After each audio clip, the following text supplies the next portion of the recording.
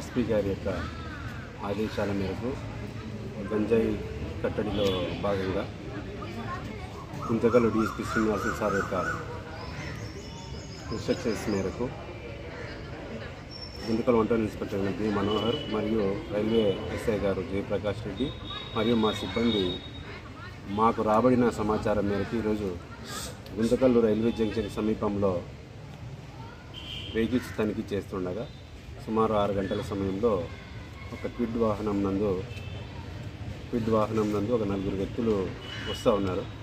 మాకు గంజాయి పైన సమాచారం మేరకు మేము దాన్ని ఆపి తనిఖీ చేయగా వాళ్ళని పట్టుకోవడం జరిగింది. పట్టుకుంటే 2 కేజీలు ఒక బ్యాగులోను 1 కేజీ ఒక బ్యాగ్లో 2 బ్యాగులలో 3 కేజీలు గంజాయి ఉండింది. దాన్ని పెద్ద మనుషుల సమక్షంలో తనిఖీ చేసి సీజ్ చేసి వాళ్ళని 4 వ్యక్తుల్ని అరెస్ట్ చేయడం జరిగింది. వాళ్ళు 3 వ్యక్తులు వచ్చేసి బళ్ళారికి సంబంధించిన వాళ్ళు వచ్చేసి రాము అనే ఒకతను, తర్వాత వెంకట సాయి అనే ఒకతను, రామకృష్ణ, వీళ్ళు 3 కూడా బళ్ళారి. తర్వాత వచ్చేసి ఒకతను దుర్గేష్ అని చెప్పేసి మన షికారి కాలనీ గుంతకల్లు.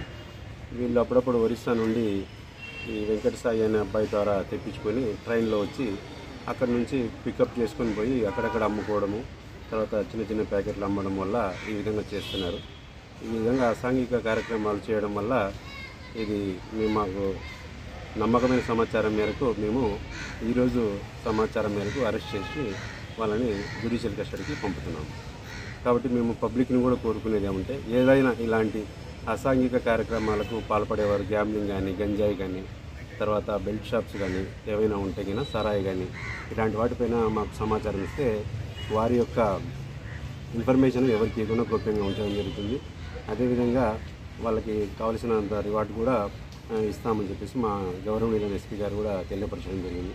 కాబట్టి ఇలాంటి అసాంఘిక కార్యక్రమాల వల్ల మన పబ్లిక్ ప్రజల యొక్క జీవితాలు అంధకారంలోకి పోయి వాళ్ళ యొక్క చెడు వ్యసనాలకు బానిసలు అయ్యేదానికి అవకాశం ఉంటుంది. కాబట్టి మా గుంతకల్ పోలీసు వారి తరఫున, మా డిపార్ట్మెంట్ వారి తరఫున మేము గౌరవనీయులైన ఎస్పీ గారు మరియు డిఎస్పీ గారి యొక్క ఆదేశాల మేరకు ఈ విధంగా వీటిపైన ఖచ్చితంగా కఠిన చర్యలు తీసుకుంటామని తెలుపుతున్నాము. అదేవిధంగా దీనిపైన సమాచారం ఇస్తే కానీ పబ్లిక్ వాళ్ళ వివరాలు కూడా గోప్యంగా ఉంచడం జరుగుతుంది.